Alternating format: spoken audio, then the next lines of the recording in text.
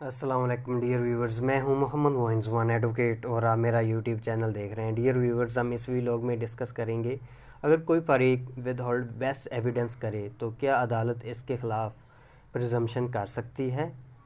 इसके रिलेटेड जो material discuss किया जाएगा वो ये होगा कि अदालत की जानब से प्रिजम्पशन के पैरामीटर्स क्या होंगे। आर्टिकल 129 जी कानून शहादत ऑर्डर 1984 को डिस्कस करेंगे और इसके अलावा लैंडमार्क रेलिवेंट केस लाज को भी डिस्कस किया जाएगा। जहां कोई फरीक गवाहों को होल्ड रखता है वहां ये प्रिजम्पशन किया जाएगा कि अगर ऐसे गवाह पेश किए जाएंगे तो इनकी गवाही इसके ख़िलाफ़ होनी चाहिए। इसलिए एविडेंस को रोकने का मनफी नतीजा इस फरीक के ख़िलाफ़ जाता है जो इस लेन देन में मुलव्वस शख्स को कॉल करने में नाकाम रहा। अब स्टडी करते हैं आर्टिकल 129 कानून शहादत ऑर्डर 1984 को। अदालत किसी भी ऐसी हकीकत की मौजूदगी का अंदाज़ा लगा सकती है जिसके बारे में इसके ख्याल में हो, कुदरती वाक़यात, इंसानी तर्ज़ अमल और सरकारी और निजी कारोबार के बारे में ख़ास केस के हक़ाइक़ के हवाले से। आर्टिकल 129 जी कानून शहादत ऑर्डर 1984 वो एविडेंस जो हो सकता है और पेश नहीं किया जाता, अगर पेश किया जाए तो इस शख्स के लिए नागवार होगा जो इसे रोकता है। अब अपने इस टॉपिक को मुख्तलिफ केस लाज की नज़र से देखते हैं। ये केस ला है 2022 SCMR 309 his lordship mister justice Qazi Faez Isa और हिज लॉर्डशिप मिस्टर जस्टिस या फरीदी साहबान की ये जजमेंट है। इसमें ये होल्ड किया गया था कि हम हैरान हैं कि मदई मुद्दा अलैह नंबर 1 ये गवाही देने के लिए सामने नहीं आया कि इसने प्रॉपर्टी फ़रोख्त नहीं की, जैसा कि मज़कूरा सेल म्यूटेशन से ज़ाहिर होता है, ख़ास तौर पर जब इसकी सिस्टर और मदर ने मज़कूरा फ़रोख्त की हमायत में गवाही दी थी। इसके शोहर और वकील को डायरेक्ट चैलेंज भी दिया गया था कि अगर मदई गवाही देने आए तो वो सेल को तस्लीम कर लेगी। जब बेस्ट एविडेंस को जानबूझकर रोक दिया जाता है तो एक मनफी क़ियास का नतीजा ये निकलता है कि अगर पेश किया गया है तो आर्टिकल 129 जी कानून शहादत ऑर्डर के मुताबिक इसे रोकने वाले के ख़िलाफ़ होगा।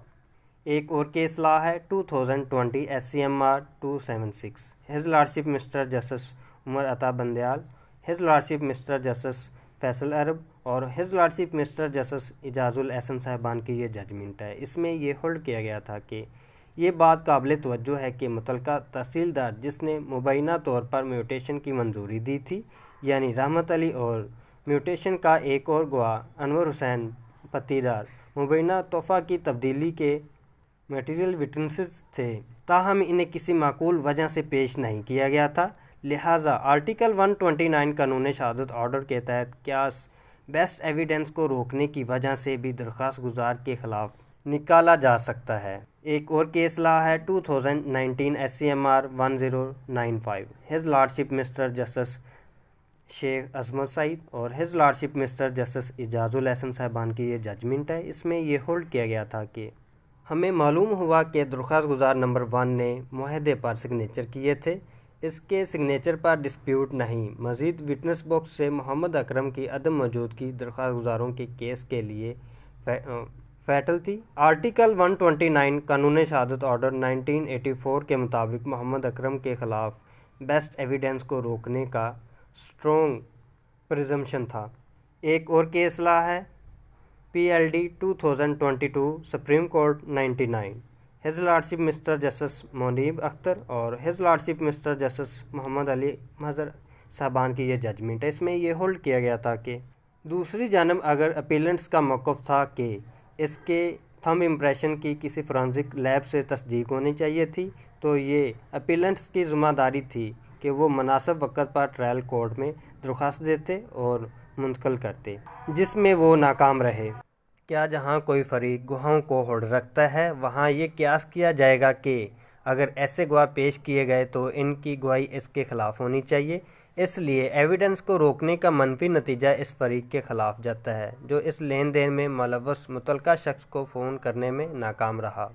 तनाज़ा में मामले की फ़र्स्ट हैंड और स्ट्रेट बयानियाँ देने के लिए बेहतर पोजीशन में था। आर्टिकल 129 कानून शहादत ऑर्डर 1984 के मुताबिक अदालत किसी भी ऐसी हकीकत के वजूद को तस्वर कर सकती है जिसके बारे में इसके ख्याल में ये वाक़या हुआ हो, कुदरती वाक़यात, इंसानी तर्ज़ अमल اور سرکاری اور نجی کاروبار کے بارے میں خاص کیس کے حقائق اور ان کا تعلق ہے۔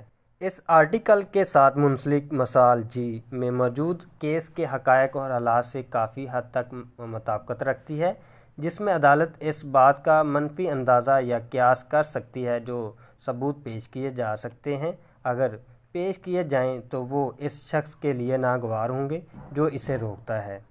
ڈیئر ویورز، ہم نے جتنی بھی ڈسکشن اور ریلیونٹ کیس لاز کا حوالہ دیا ہے، اس سے ہم یہی کنکلوڈ کر سکتے ہیں کہ اگر کوئی فریق ود ہولڈ بیسٹ ایویڈنس کرتا ہے تو عدالت پرزمپشن کر سکتی ہے کہ یہ بیسٹ ایویڈنس اس فریق کے خلاف ہوں گے۔